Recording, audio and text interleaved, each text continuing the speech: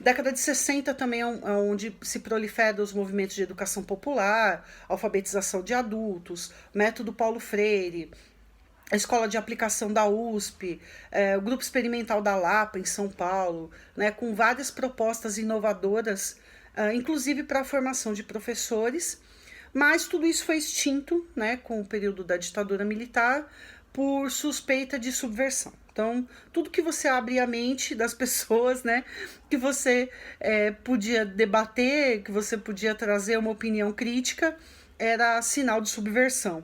Então, não podia trazer nada crítico, nada que fizesse as pessoas pensarem na sua realidade, porque era sinônimo de ser comunista e subversivo, né?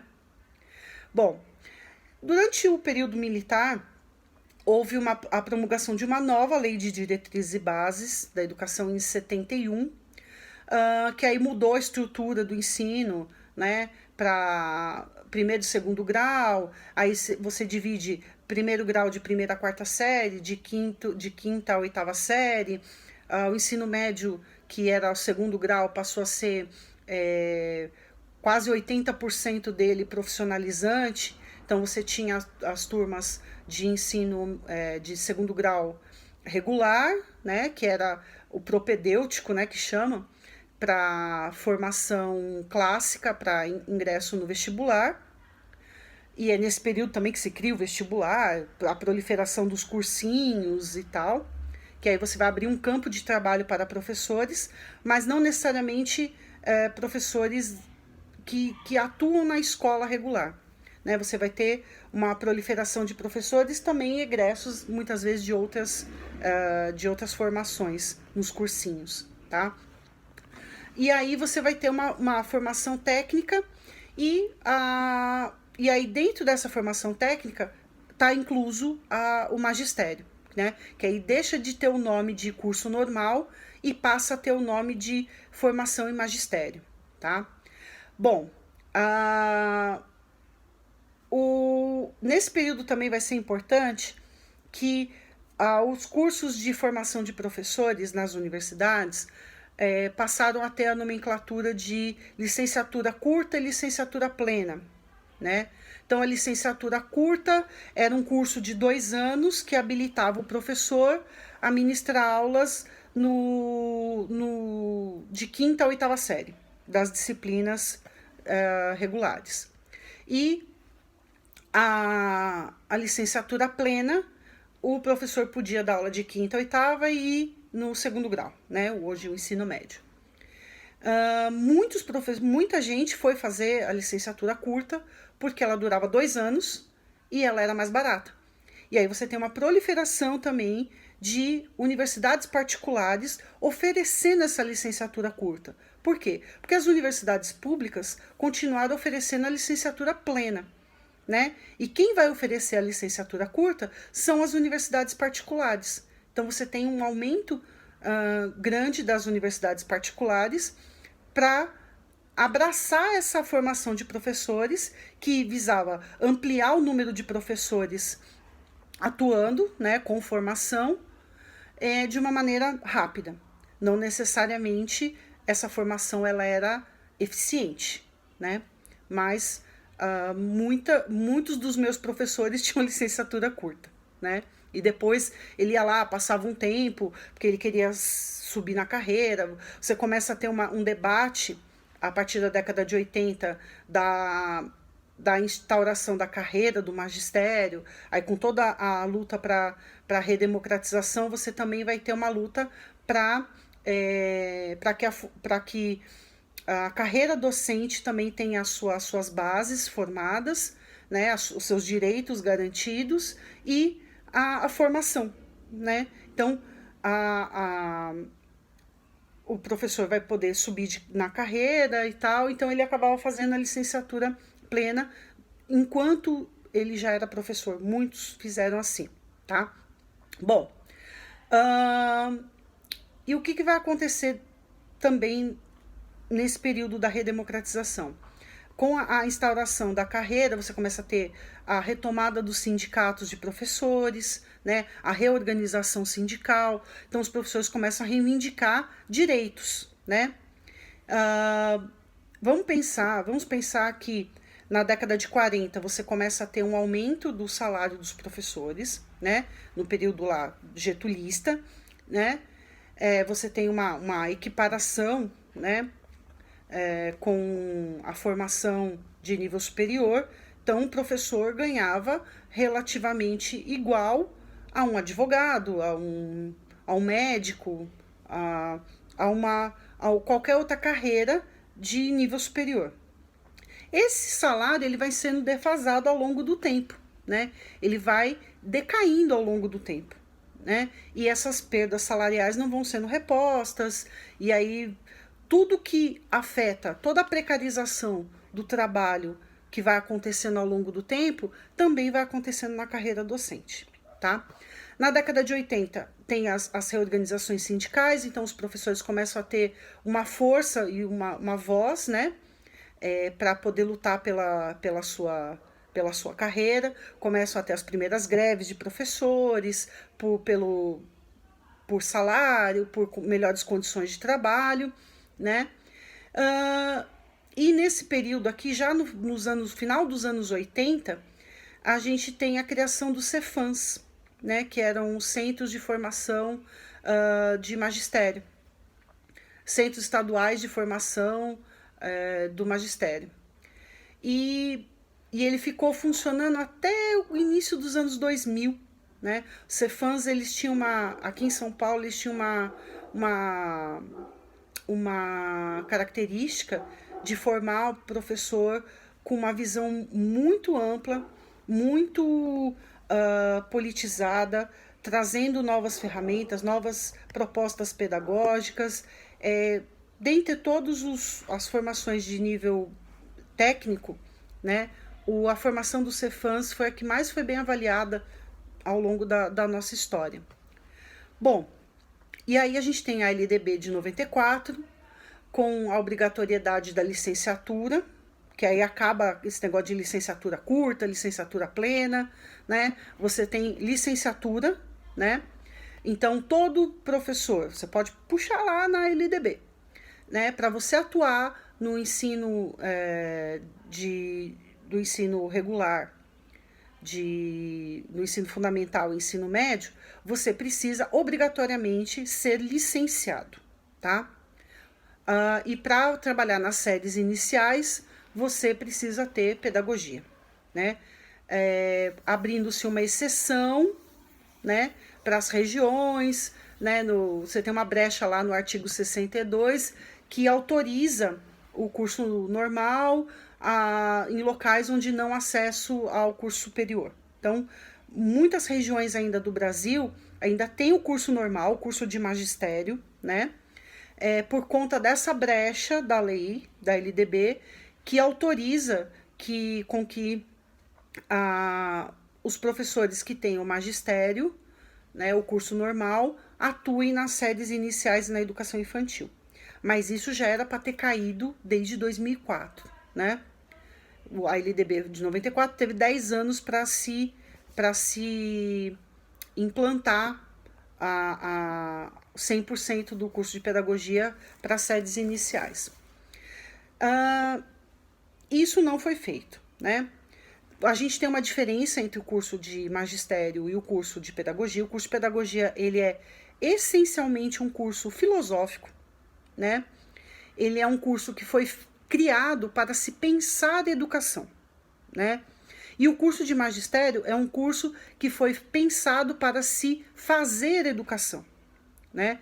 O que nós temos hoje é um curso de pedagogia que não conseguiu absorver a prática do curso do magistério, né? Obriga-se, né? Você tem uma norma legal que obriga o professor das séries iniciais a ter a formação em pedagogia, porém, o curso de pedagogia, ele tem uma falha muito grande ainda, tanto o público quanto o particular, e o público vai ter mais essa característica filosófica ainda do que os cursos das universidades particulares, de trabalhar muito pouco a prática, né? A prática pedagógica, né? O fazer pedagógico, né? Então acaba ficando muito na filosofia, no conceito, na teoria, e a prática pedagógica fica defasada, tá? Bom, e a gente vai chegar aqui onde nós estamos hoje, né? Nós estamos ainda sob a tutela, né, da LDB de 94, né? A nossa formação sindical de professores ainda é dos anos 80, né? E a gente continua enfrentando os mesmos problemas que a educação enfrentou ao longo de todos esses séculos, né? A gente vai ter essa trajetória dos professores e a gente vai continuar tendo conceitos ainda muito arraigados desse imaginário do professor, né? Para a gente fazer um resuminho aqui do vídeo, né? Então, um dos conceitos é o professor como sacerdote, né? Ser professor é um sacerdócio, é um dom, é uma abnegação, é um chamado, né? E a gente esquece que ser professor é uma profissão, é um trabalho, né? Ele não é um sacerdote, né? A ideia de que qualquer um pode ser professor, né? Eu sei ler e escrever, eu posso ensinar o outro a ler e escrever também, né? Por quê? Porque é uma ideia que vem de séculos, né? Dessa coisa do professor leigo, do método Lancaster, de toda essa cosmovisão de que qualquer um pode ensinar, né? Que é uma coisa que tem muito forte na nossa tradição brasileira, né? A educação como moeda de troca política, né? Lembra que os professores eram nomeados pelos bispos, eram nomeados pelos presidentes das províncias, pela Câmara Legislativa. Então, a educação, ela vem sendo uma moeda de troca política há muito tempo, né? A baixa remuneração do professor, né? Por quê? Porque já tem essa visão de que o professor não é um profissional especializado, exatamente por essa visão de que é dom, é maternal, é sacerdócio, qualquer um pode fazer, todo mundo sabe ensinar, né? Então você não valoriza o profissional, né? Você não valoriza a especialização desse profissional, né? Um outro ponto que a gente tem é o magistério como uma profissão de mulher, né? Como uma profissão feminina, né? Que isso vai se consolidar a partir da década de 40, mas hoje a gente tem majoritariamente mulheres atuando como professoras, tá? Um outro conceito que a gente tem arraigado, que vem dessa nossa história da educação, é que as mulheres se dão melhor como professoras porque tem o dom da maternidade, né?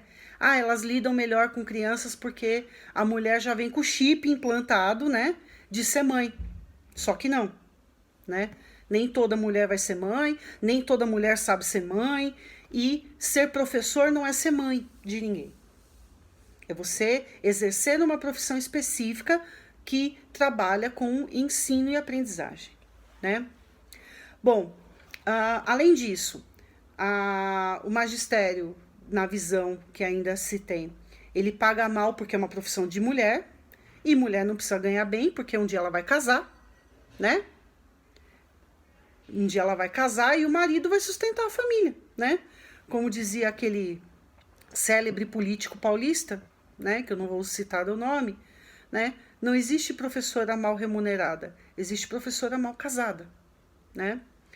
Bom, além disso, que o magistério é uma profissão de mulheres brancas, né? Porque você tem um número considerável de mulheres de classe média, porque você tinha essa associação de que era a única profissão que as mulheres podiam atuar, que era aceita socialmente.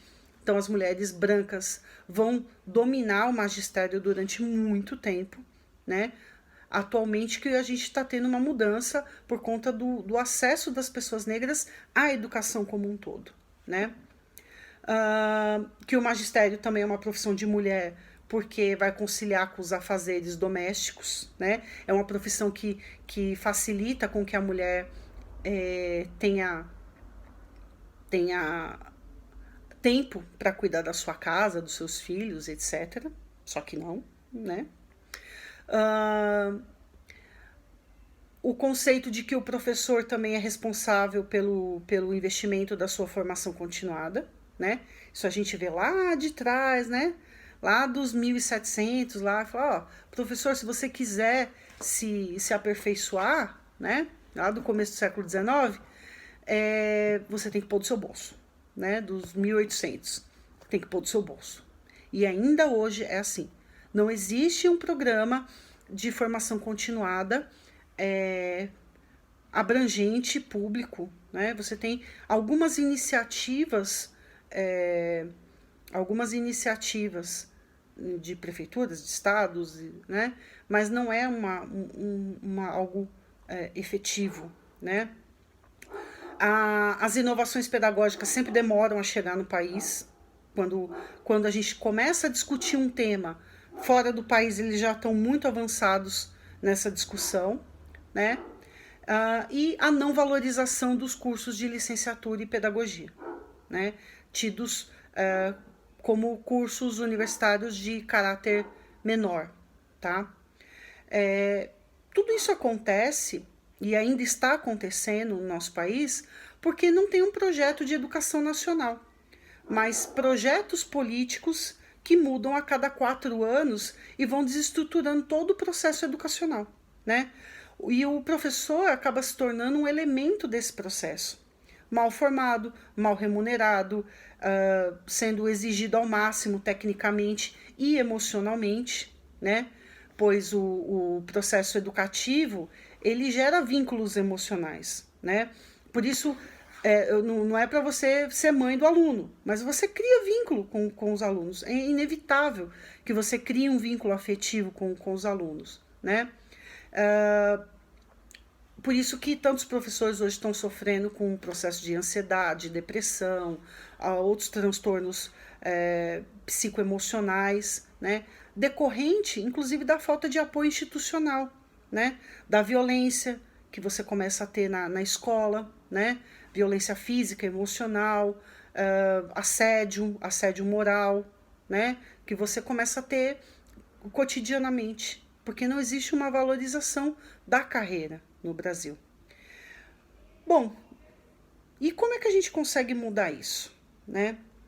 A gente consegue mudar acreditando na nossa profissão, nos aperfeiçoando como profissionais, valorizando o nosso trabalho e lutando, né? Lutando juntos pela mudança do sistema educacional como um projeto a longo prazo, né? Brigando para a mudança dessa estrutura, dessa mentalidade, de todo esse, né, desse sistema que está aí, né? Como disse Darcy Ribeiro, a falta de educação, ela é um projeto no Brasil e a gente precisa mudar isso. A gente precisa lutar para que isso mude, né? E valorizar o professor, valorizar o profissional da educação é um passo muito importante para que a gente consiga melhorar a educação como um todo, né?